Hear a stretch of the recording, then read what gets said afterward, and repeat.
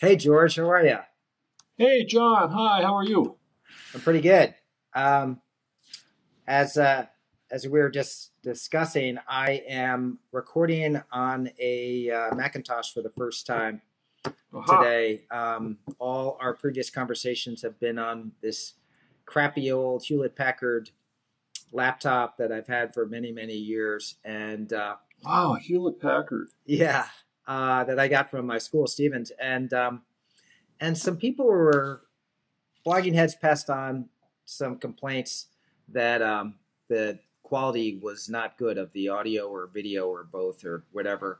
And so I thought maybe it would be better if I switched over to my MacBook Air. Oh, well, let's see what happens. Then we'll both be using the Macintosh operating system. Yeah. So anyway, okay. I one thing I wanted to do today was put in a product plug. Oh, yeah. I Yeah, I could actually give you a graceful introduction to that by saying thank you for sending me the paperback copy of your book, oh, you're very welcome. The End of War. I don't think I mentioned that before because I got it since we last talked. And that's so great that you got that wonderful quote from Nicholson Baker. Yeah, Nicholson Baker, the novelist, is I guess he does some writing for the McSweeney's Journal, McSweeney's Books, Oh, okay. which was created by Dave Eggers, the novelist and entrepreneur.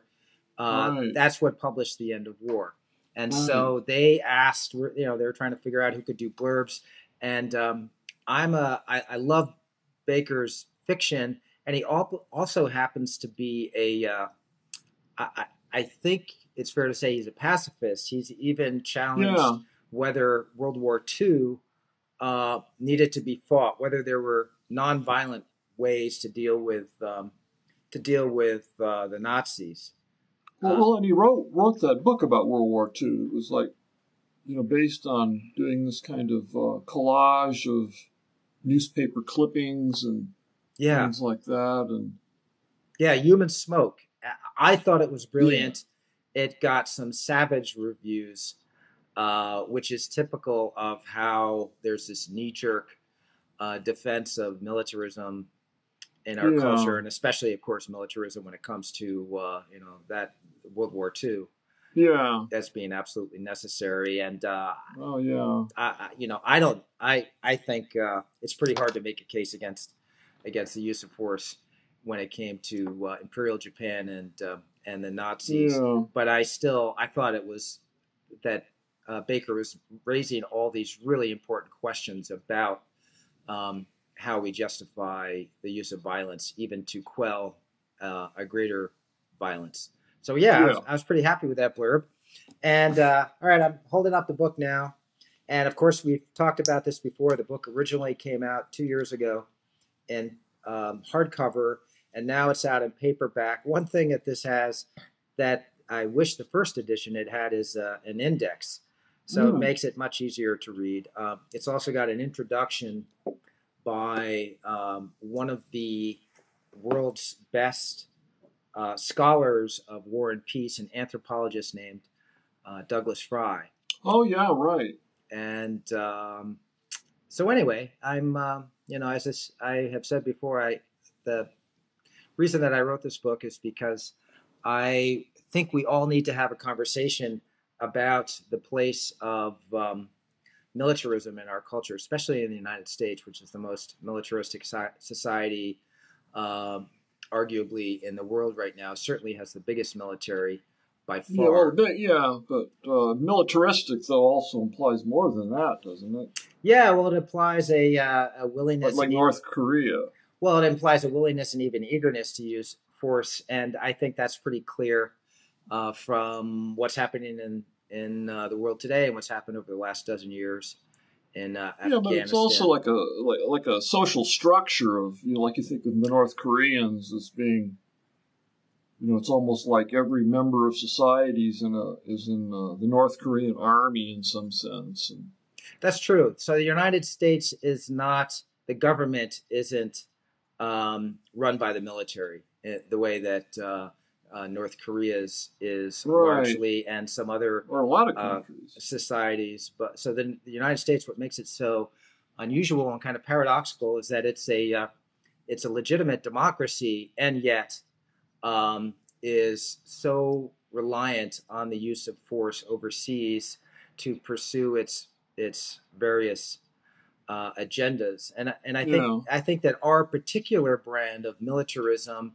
is more amenable to change and introspection, certainly, than the North Koreans, who are they're just down in some kind of deep hole. I'm not sure how they can climb out, but they're kind of isolated by themselves up there. Whereas the United States is engaged with other nations all around the world. Yeah. So anyway, I hope I can get some more people to read it. I'm actually teaching a course at Stevens called War and Science, and I'm forcing my students to read my book. And their main challenge is to tell me how I am not getting my message across, because I feel I felt frustrated even before my book came out in talking to people about war and peace, in that I feel like I'm not getting through to people for some reason, and helping them see the world the way that I do, and see the moral necessity of getting rid of war, of moving past this era. Sometimes I feel as though I am missing something, that there is some piece of logic or an argument in favor of military force that I am just not getting because of my own confirmation bias. So I have tasked all my students with being as critical as they can be, and so far they're extremely critical. So well, you must get. We've talked a lot of times about the argument which you argue against very strongly in your book, that war is evolutionarily, basically written in. It's just very, very basic, and what I'm wondering is, even if you accept that argument, and I'm agnostic on it, because I'll just say that I'm agnostic on it. But even if it were not engraved genetically in our being, isn't it engraved genetically that we react to like immediate threats by lashing out and then trying to stop them? Like if we're walking down the street and suddenly someone's pit bull escapes from the yard and goes running at our ankle, we're gonna like kick it, or probably do anything we can, or even more intense if there's a child nearby and we see it being attacked by a pit bull or a bully, and the only way to stop the bully from hurting the child is to actually engage in some violence. Yeah, I mean, that would be. Would you agree that's evolutionarily ingrained as part of increasing our survival fitness? Yeah, I think that aggression in general, which is a very broad term, encompasses lots of kinds of behavior. I think competitiveness, and the desire for vengeance. Like, if you punch me in the face, I have a very strong inclination to punch you back, or not just to defend myself, but to avenge myself. I do think that there is a biological basis for some of those behaviors and tendencies, but the claim that I make is that war is something qualitatively different, and that war is this very complex, organized social activity that actually had a fairly recent origin in human history and prehistory, and it required a new sort of conceptual framework that goes beyond some of the things that we just talked about, some of the sort of basic acts of aggression and competition and vengeance. Where, for example, if you attack me, then I think it's appropriate for myself to get vengeance, not just on you, not just on members of your family, but people who share your religious beliefs or your political affiliation, or other people who live in the state of New Mexico, which is, Yeah. I mean, this is what Margaret Mead has written about to me really convincingly, that war is actually a peculiar idea. The idea that we are carrying out acts of aggression not against individuals who committed some harm against us, who are threatening us in various ways, but against people that are associated with that person, sometimes in very abstract ways. Yeah. That this is something that was fairly novel, and then it spread for various complicated reasons that I get into in my book. Okay. And it's a very sporadic behavior, unlike greed and competition and aggression and the desire for vengeance. War is actually a fairly, and in spite of what you might think looking at the headlines today, war is actually a pretty rare behavior. So, you have never fought. And rarer over time as yes. more becomes at stake. So the vast majority of people around the world today have never participated in combat. It is still, it's still, and unfortunately, the world in general is many fewer people are involved in combat today than were obviously in the first half of the 20th century. So it's this kind of peculiar cultural innovation that's persisted, and it sort of flares up in various times and places for various reasons, and then it dies down again. But the problem that I have is that it's still seen as, even by a great democracy, which has made so much progress in the realms of human rights and so forth, a democracy as great as the United States still sees it as a legitimate way of solving problems. Yeah. And that's what I'm trying to challenge. And I recognize that our violence often is a response to the violence or threatened violence of others, like this group ISIS in Iraq. But to me, the challenge is coming up with more creative, imaginative, nonviolent ways to respond to some of these violent threats, and ways that don't perpetuate the cycle of violence and counter-violence, vengeance, and so forth. Yeah, well, probably most people would want that, but I mean, how do you do it if you have a group like ISIS that's... Well, I think that for me, the first... beheading journalists. Yeah, the first thing you have to acknowledge is that ISIS is a product, I think pretty obviously, this idea is unique to me. ISIS is a product of our violent policies in the Mideast. So ISIS is made up of many Iraqis and Syrians. For example, we invaded Iraq 11 years ago, and I think most people, even hawks, acknowledge today that was a mistake, that we have made Iraq even more violent, certainly more chaotic and unstable than it was. Destabilized it. And it created a breeding ground for some of these, crazy fanatics like you have in ISIS.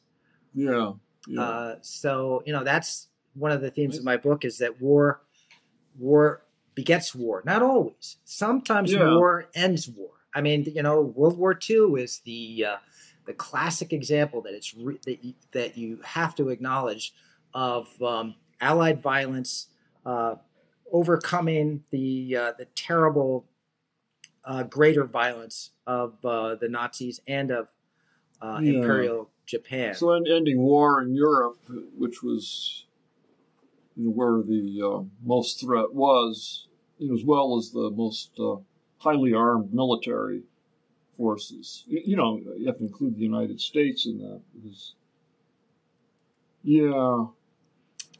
I know. I can hear the skepticism in your voice, George. This is fun. No, I just wonder, if you accept that aggression is very ingrained for reasons of evolution in an individual, and then you just have groups of people all the way up to the level of nations that are just kind of instantiating that basic feeling of aggression. So there's some sort of meta level on which a nation can feel, that same kind of burning anger that you feel like if somebody just really is deliberately rude or disrespectful to you.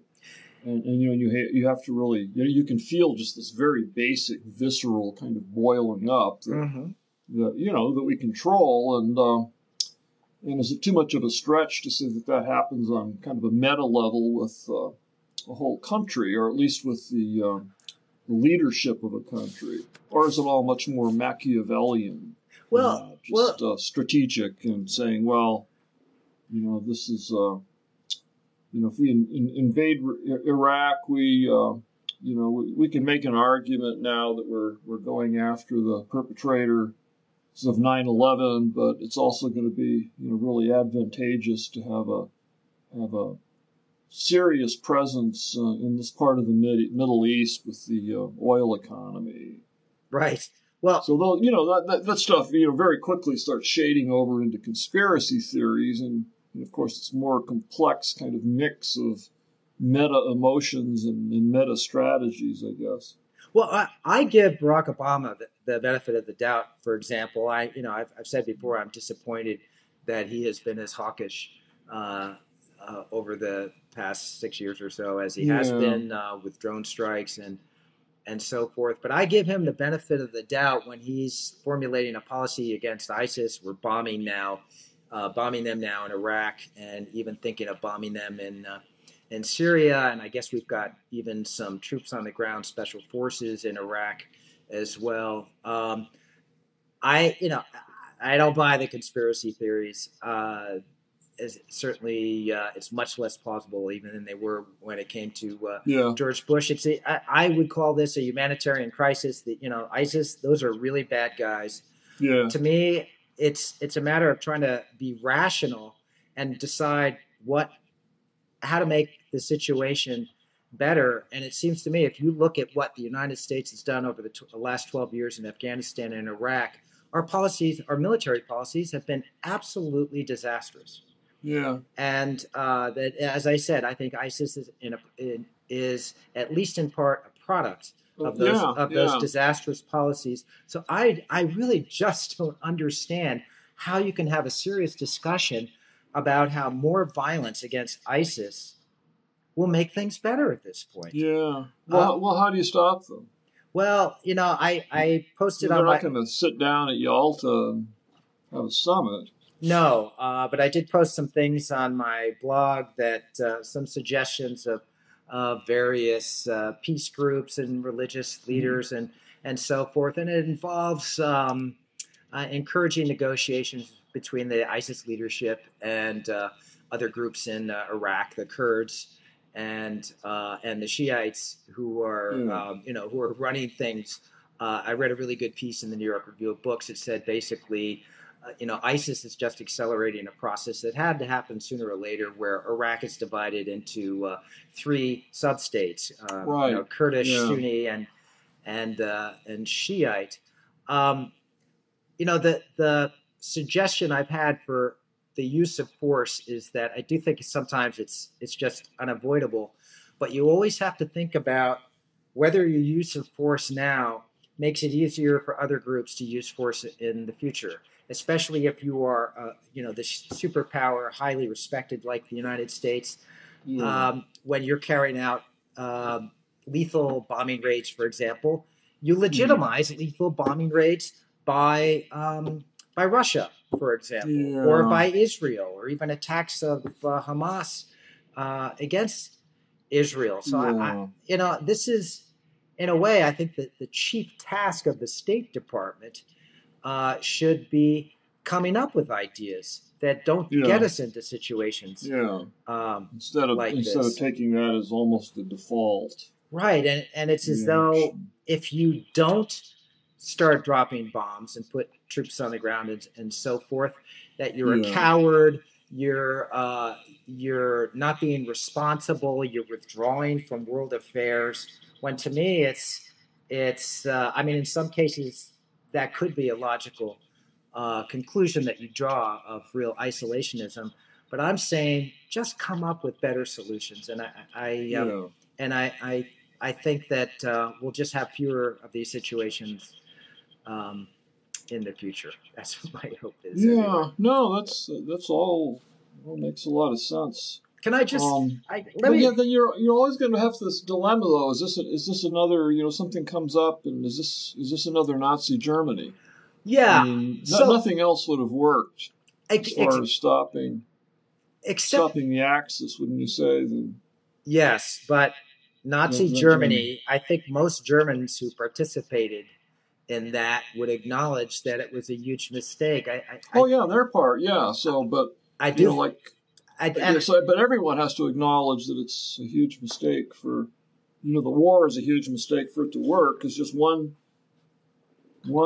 country that's adequately armed and aggressive can then just set off another conflagration, unless you have like a world police kind of force to, like a United Nations that has a lot of power. Oh, I think we will need some kind of global force. But okay, here's one of the arguments that doesn't seem to impress people, and I just don't understand why. It seems to me that the world offers and history offers so many proofs of principle that humans can live uh, nonviolently, not without conflict, not without competition and squabbling and all sorts of things like that, which are intrinsic to human nature, but without blowing each other up. If you just look at, the great powers in Europe now, forget Eastern Europe, which is looking kind of dicey, but you look at Western Europe, which for centuries, if not millennia, were viciously fighting each other. Germany and France and England and Spain, and now I think it's fair to say, I hope, it's inconceivable that France and Germany, no matter what dispute arises between them, would start bombing each other to resolve that. So states clearly have the potential to get past these militaristic ways of resolving disputes. There are still obviously violent groups out there in the world, and some nations like North Korea that seem to be, very intractably militaristic. But there's nothing remotely resembling Nazi Germany.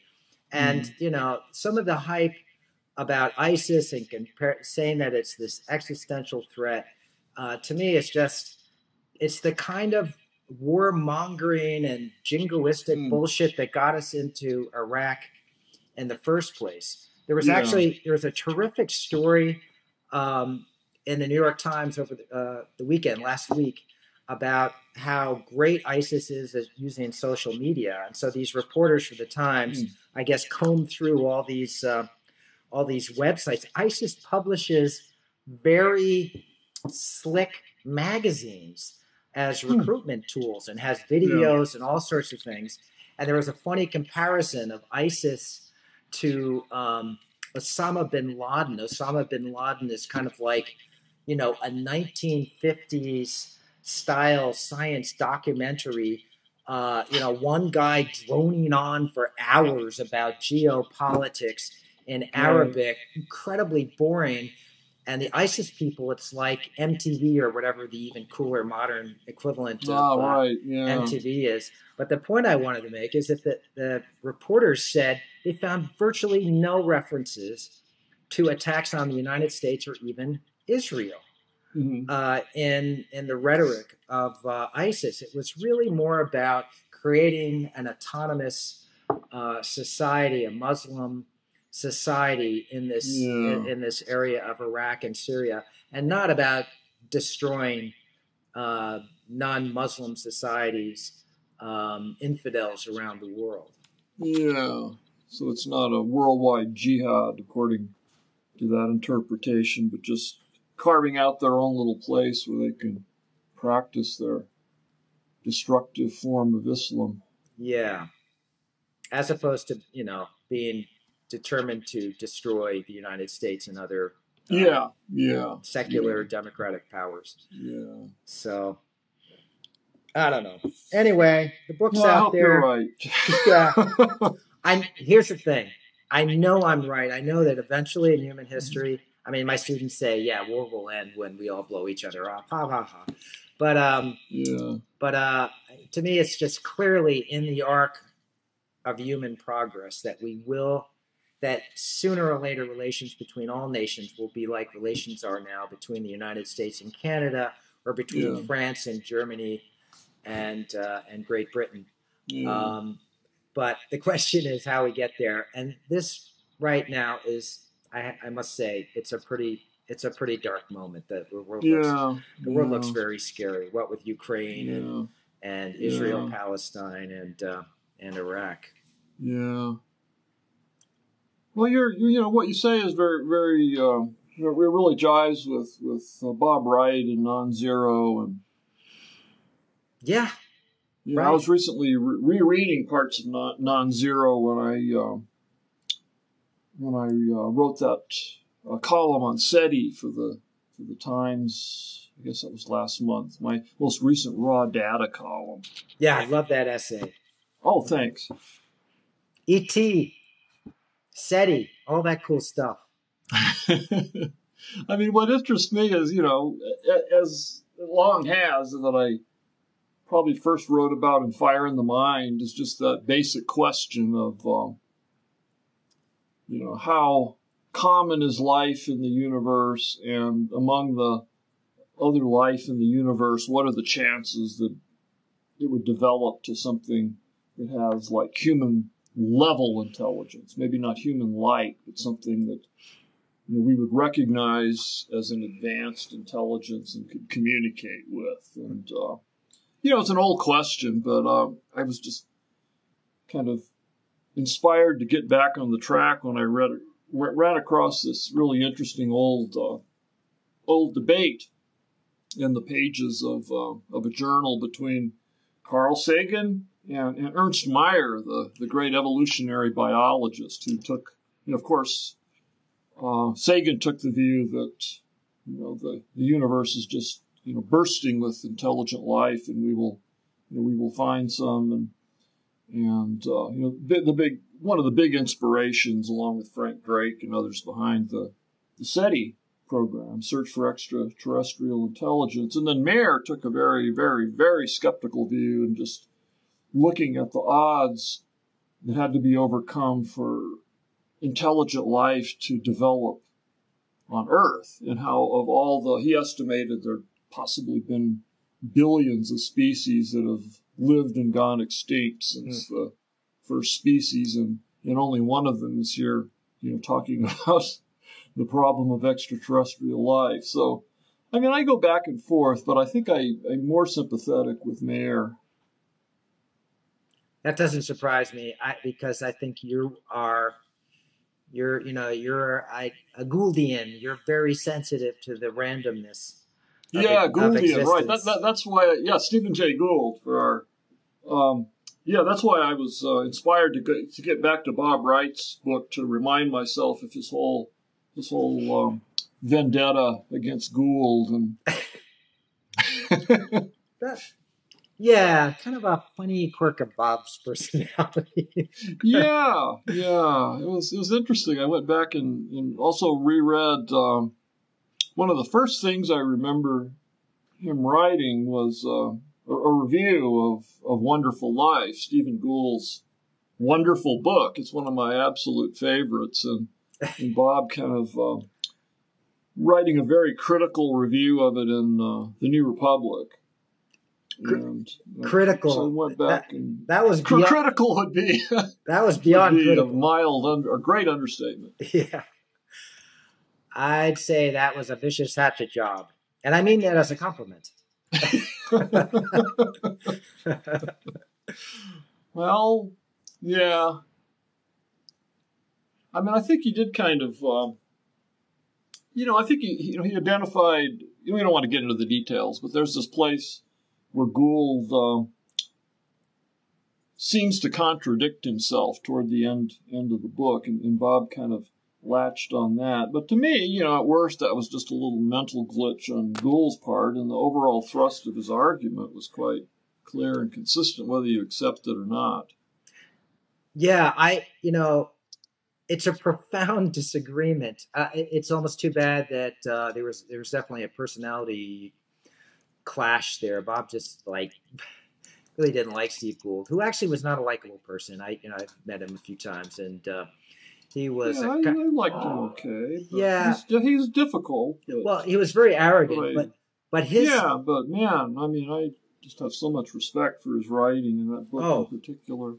Yeah, and the stakes are huge, and they're definitely related to origin of life and whether life exists elsewhere. And it's this question that we have talked about before, which is, how probable are we? How probable is this universe? How probable was something like the Earth? How probable was life? And how probable is life like this? Life capable of talking about itself? And and what I love about the question is that you can get extremely intelligent, well-informed people who really are steeped in the science, who can reach diametrically opposed opinions. Oh, yeah. I was really struck by the email I got after that column came out, and people feel really, really strongly about this. And one way or the other, or a lot of people do. And then there are people who, they were practically accusing me of being a creationist or an intelligent design person for seeming at all to sympathize with the idea that life could be this rare, random fluke. Right. To me, that was just terribly ironic. I mean, here I really believe deep down that we're, this fluke of the universe who very easily could not be here. And I find that exhilarating, but, from a completely materialist, atheistic / agnostic point of view. So it was very strange to get emails from a couple of people saying that I was giving aid and abetment to the forces of creation science. It was like, what? I totally get that. I was puzzled by that phenomenon. I've been writing about origin of life and probability issues for a really long time. And I have encountered that same response too, that if you emphasize the improbability of life, that somehow that puts you in the camp of the creationists. And I finally realized it helps me understand some of the writings, the psychology of somebody like Richard Dawkins. Richard Dawkins has made these very extravagant claims for evolution. In one of his books, it might have been The Blind Watchmaker, he compares evolution to gravity. In other words, he says he thinks it's not just a terrestrial phenomenon. He thinks it's a cosmic, universal phenomenon that applies throughout the universe, and that makes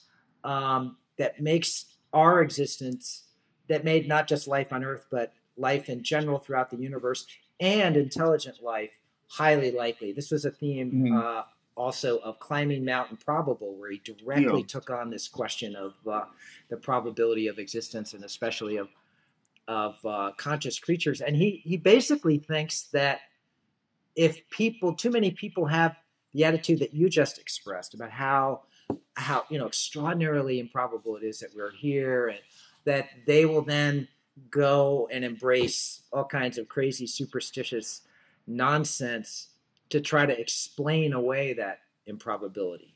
I guess that's the argument. When to me, you just accept it. I mean, right. It also helps explain why Dawkins. I can see that. I can see that counter argument. Yeah, it's funny. It's the psychology of being disturbed by mystery. I mean, I think what you and I have in common, that we're exhilarated by mystery. Yeah. And then I get, if I even say something like that, there are people who slam me and say, just by saying that I appreciate mystery, that means I'm anti-science. Oh yeah, that you're embracing mysticism. And, right. Yeah. Which I do as well, of course. But yeah, but a different nuanced way. But, yeah. No, I got that same reaction actually to the column I wrote before that, where just kind of thinking about the idea of applying the anti-Copernican principle, the idea that we're not at the center of creation, which a chain of thought that can be traced around Copernicus's time, and he was a big part of that, and then implying that not just that we have no special place in space, but also that we have no special privileged position in time. So there's no reason to think that we living right now in this particular century should be the ones who have figured out, all of the basic pieces to put together into a theory of everything. Right. Well, somebody had to. There has to be some error. Yeah.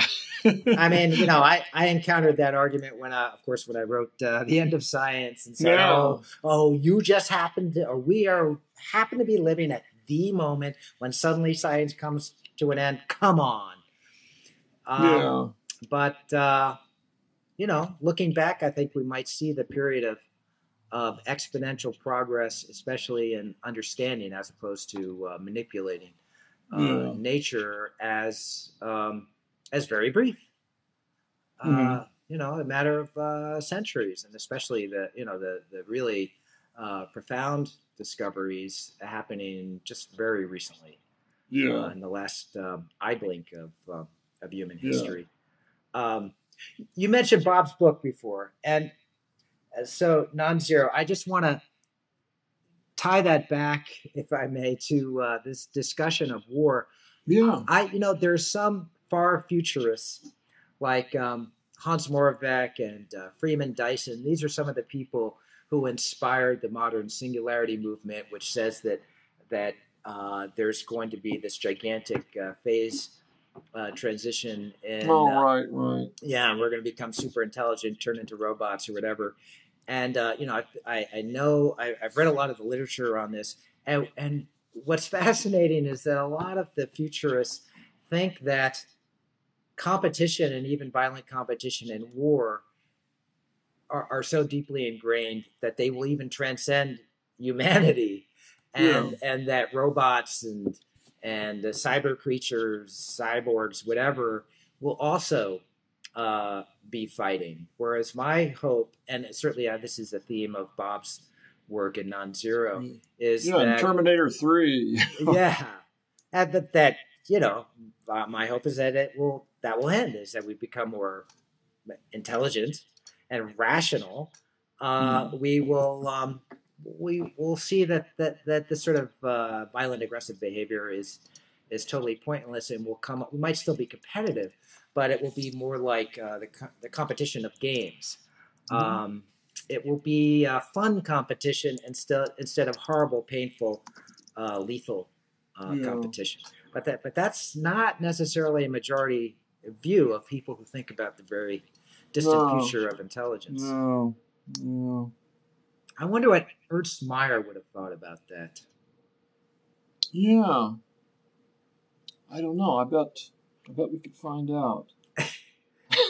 So I don't know if you said in your piece that Mayr was I think he was a Gouldian, although I'd say Gould was more a Mayrian. He was really. I'm not sure if Mayr was actually Gould's professor, but Gould was certainly. But Gould was certainly influenced by him when he went to Harvard, and it seemed to me that most biologists, have this sense of the contingency, as Gould put it, of evolution, and that a lot of the original SETI people were more from the physical sciences, like Carl Sagan. Oh, that's interesting. And Phil Morrison and Drake. The guy of the Drake equation was a physicist. Not a biologist. Looking at So you're kind of, it's a science where it attracts people and then trains people to think in terms of finding a few, basic principles that explain things and are, laws of the universe, things that are going to hold true throughout the universe, like presumably is the case with gravity or the strong and weak nuclear forces and electromagnetism, while biologists are dealing with these laws that, seem to have kind of sprung up according to chance and necessity.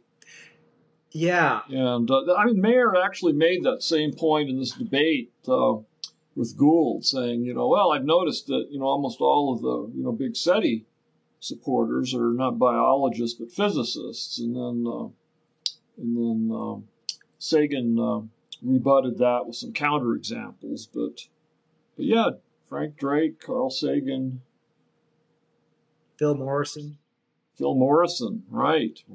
He was there at the start. Yeah. Also, and yeah, if you think about it, physics is highly deterministic, much more so than biology.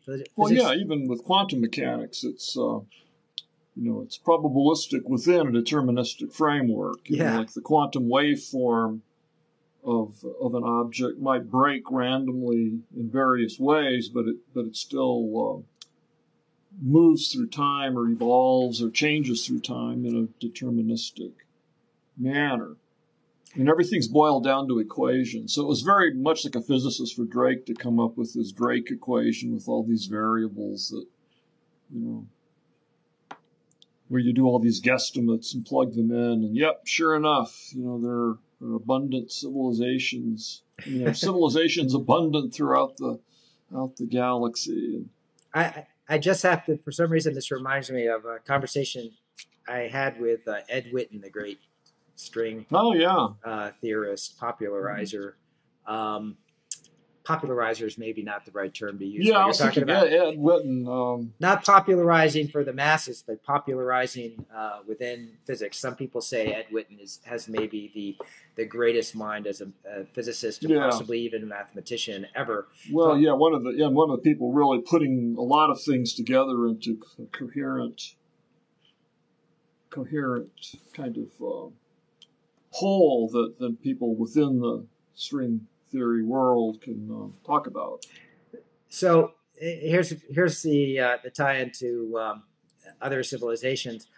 I had this conversation. I interviewed Witten, and I don't know, must have been 90 or 91 for a profile for Scientific American, and I was giving him a hard time about falsification, the non-falsifiability of string theory and so forth. And he was telling me how beautiful it is, and and so on, and what a fantastic idea it is. And then he finally said that he was absolutely sure if there are any other advanced civilizations in the universe, they all would eventually discover string theory and recognize that is the correct way to understand nature.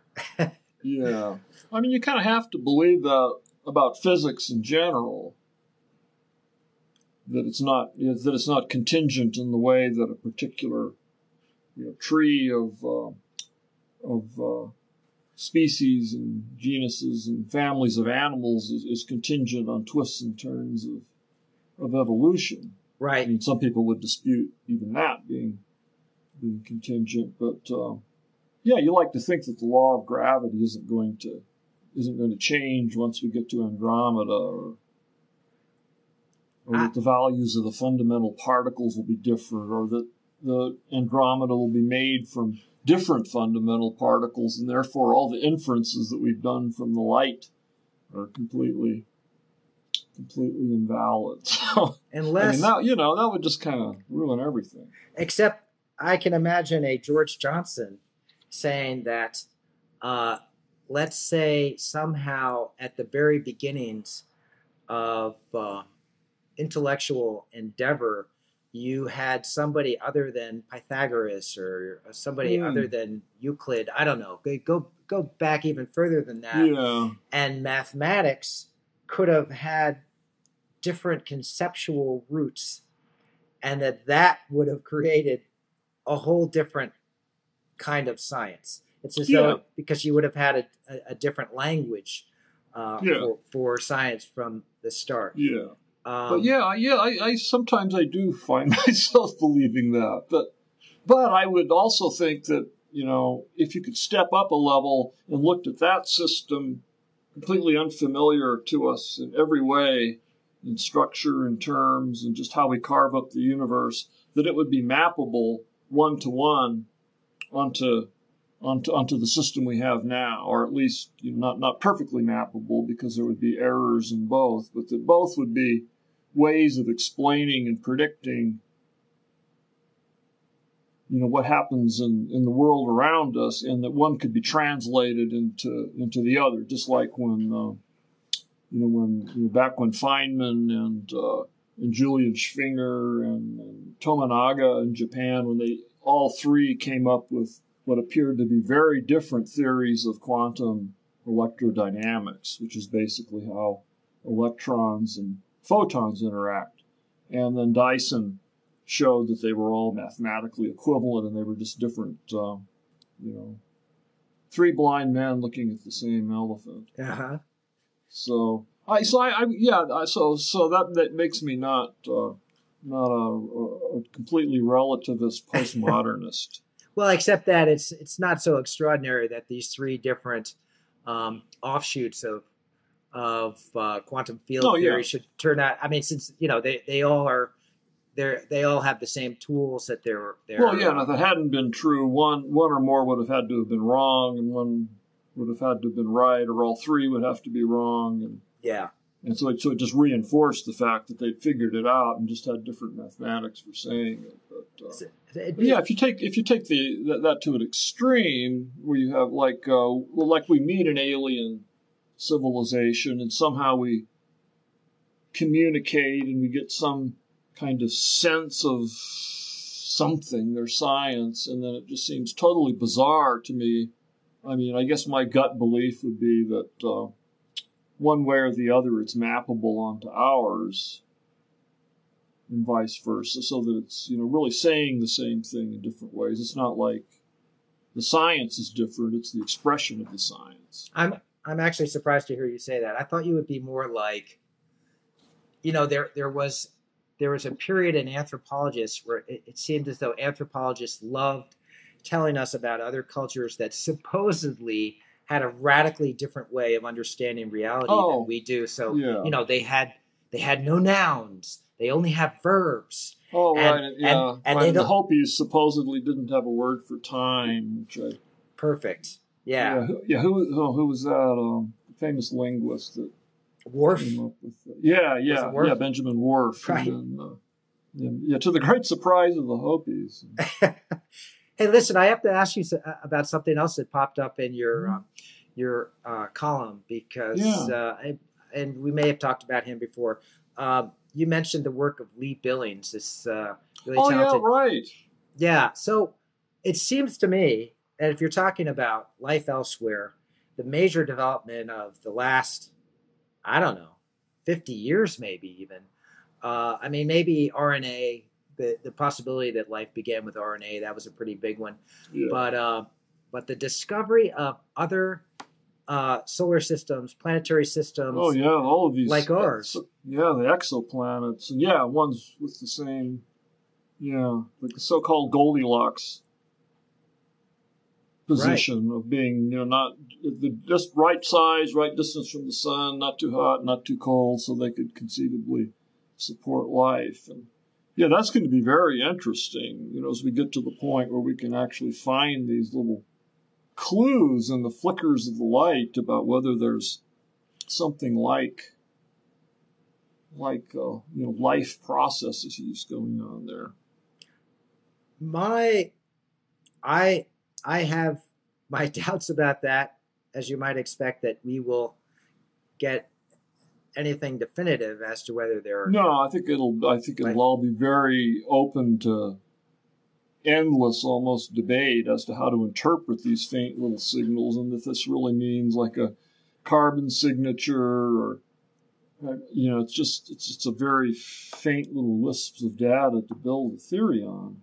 But maybe I love to think about, and this is one of the criticisms again of my view of the limits of science, Mhm. and coming to the end. Possibly, people bring up um, some of the claims going back to the, I don't know, maybe early 19th century about how we would never know what stars are made of, and then you've got Yeah. spectral analysis Yeah. Right. possible, and suddenly we can figure out exactly what stars are made of, which Yeah. seemed utterly impossible. This just wonderful technical Yeah. advance in science that led to an advance in instrumentation Yeah. um, Yeah. that suddenly It's- gave us a profound extra understanding of what's going on way the hell out there in the universe.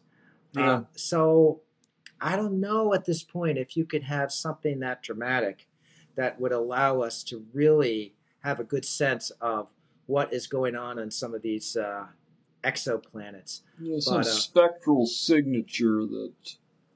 I mean, basically, you'd be looking for the pollution that was. right, Whether the pollution consisted of a single cellular life, altering the atmosphere in certain ways that left a signature that you could get from spectral analysis. But then no doubt there would be all these ways you had to see, well, is this just cosmic dust that's affecting the spectral analysis and Doppler shifts and, all this stuff, you'd have to decide how to adjust for, and then there'd be disagreements over how to adjust for it. And right, until one of the, until we get this big light that's like basically pulsing out what, for a long time, what seems to be non-random patterns. And then you get the whole question of this, how do you distinguish randomness from non-randomness? And right. That boy, I would love to see that argument, that debate happen. about randomness? About whether something constitutes life or not. So you had a kind of Oh, yeah. disappointing example of it in 1996 when there were some NASA scientists who claimed that they had discovered fossilized microbes in a chunk of Mars that fell to the South Pole, I think it was.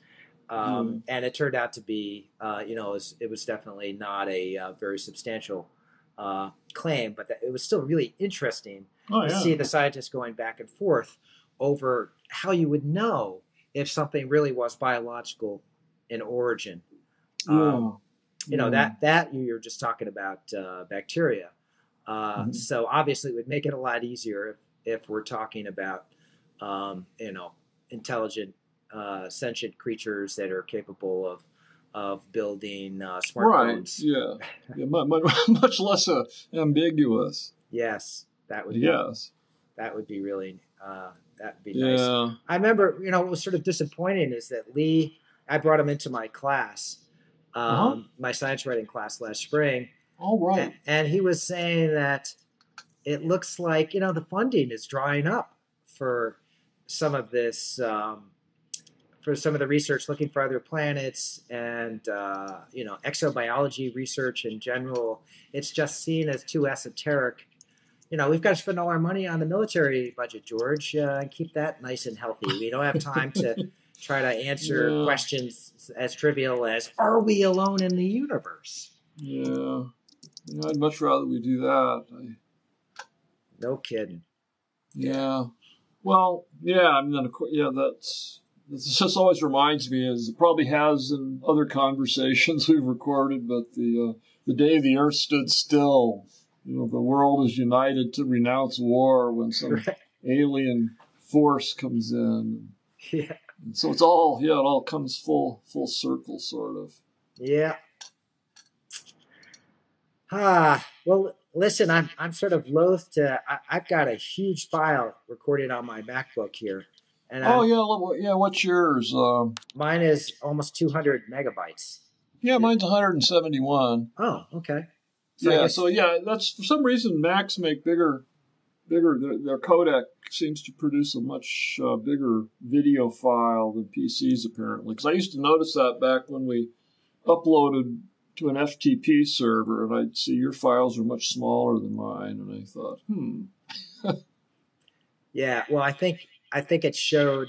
My video always looked kind of shitty compared to yours, and I guess my audio wasn't very good either. That's why some people were. It always sounded complaining. okay to me. Sometimes I listen to us. It's so hard to watch yourself. I hardly ever do it. Right.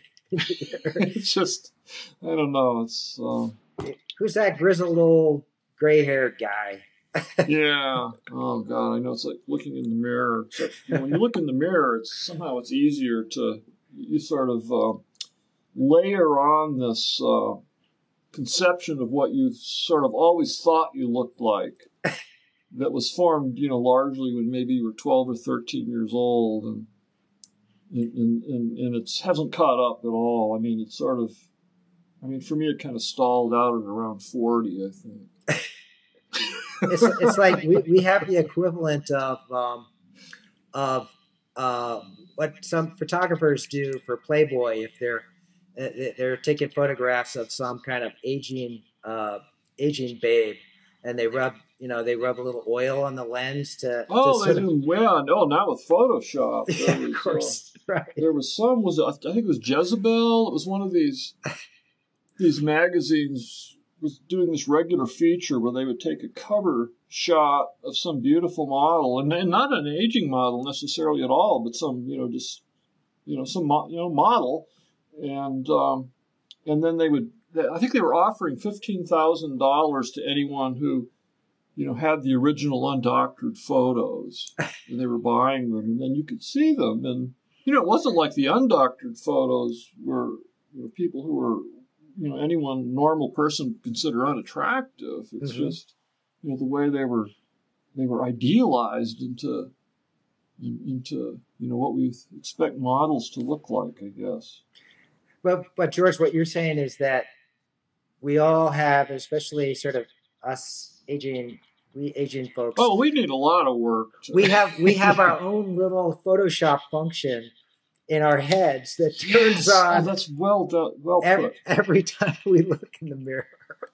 Yeah, that's true. We're photoshopping, and I still don't really believe deep down that I have gray hair. And I look at it in the mirror and I say, well, it looks, it's always been kind of this blondish, kind of this, dirty blonde sort of look. It's never been really blonde. It's never really been brown. And then to me, it looks the same. And the only time then when I look at a photograph, and for some reason my built-in Photoshop algorithms don't work for photographs, and then I go, oh my God. Or I read something that a friend wrote where she was describing seeing me at a distance and referring to me as this gray-haired man. I thought, oh, wow. Who's she calling a gray-haired man? Oh, yeah, wait a minute. Then I thought, well, yeah, she's right. But it's just funny. Yeah, but our minds are still youthful, George. Yeah. Yeah. Or childish, perhaps. Yeah. Slower, but perhaps. Yeah. Perhaps Listen. Less prone to. Well, not less prone to error. I don't know. Entropy. It's a horrible thing. I feel, sometimes I step back and I think I'm turning into some, the end of war stuff, or like a silly old hippie spouting. What if they gave a war? George, I actually said to my class last week, my war and science class, I actually said, what if they gave a war and no one came? My students were all kind of looking at me like, why did I take this class? I'd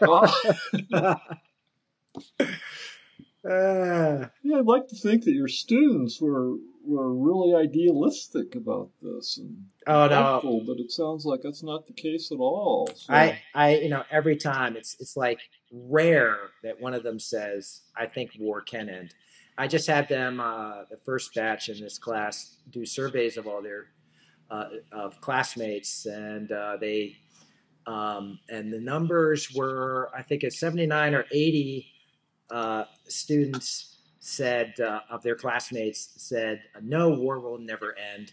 And 7 said, yes, war will end, but 2 of those said war will end when humans all kill each other. So they didn't really count. Oh. Yeah, so Oh, extreme pessimism. I mean, we were so much more. I mean, in college, we all had these unrealistic, idealistic expectations. Well, if you think about these kids, they have all 9/11 happened when they were really tiny, and so so they've all grown up in a period where the United States was always at war. Yeah. I mean, for us it was Vietnam. Or we had the Cold War and the threat of nuclear annihilation, which was pretty big at any moment. But these kids have lived, and the United States it's much more pro-war now than it was when we were growing up. I mean, you don't have an active opposition to U.S. military policies. I mean, there's some, but it's pretty trivial, unfortunately. Well, yeah, not like the big marches of the late 60s and early 70s. And Norman Mailer and Allen Ginsberg marching on the Pentagon. And Ginsberg trying to levitate it. Oh, man, those are good old days. It's funny. I just saw my daughter like 5 days ago. I drove upstate and saw her and asked her. And she said she'd been reading a lot lately. And I asked her what. And she put out a copy of Howl by Allen Ginsberg. Wow. Yeah, she's really into some of the beats. Great. Her 2 favorite writers are Allen Ginsberg and, I'm not so crazy about this, William Burroughs. Oh, William Burroughs. I was never able to really appreciate William Burroughs. He was a madman. Yeah, well, they all were, I guess, to some degree. But less so with Ginsberg. Yeah, what was it? Yeah, I mean, I love that poem. I still remember taking a college class called Literature of the Beat Generation, and I had this professor who looked kind of Ginsberg-y, and I remember him sitting in full lotus position on the top of his desk in the classroom and reciting, "I saw the best minds of my generation destroyed by madness." He was very good. And that's the kind of things that professors do that sticks in your head. Yeah, it's one of the few things I remember from college. There's a lesson in there somewhere. Yeah, so maybe you need to do something like that.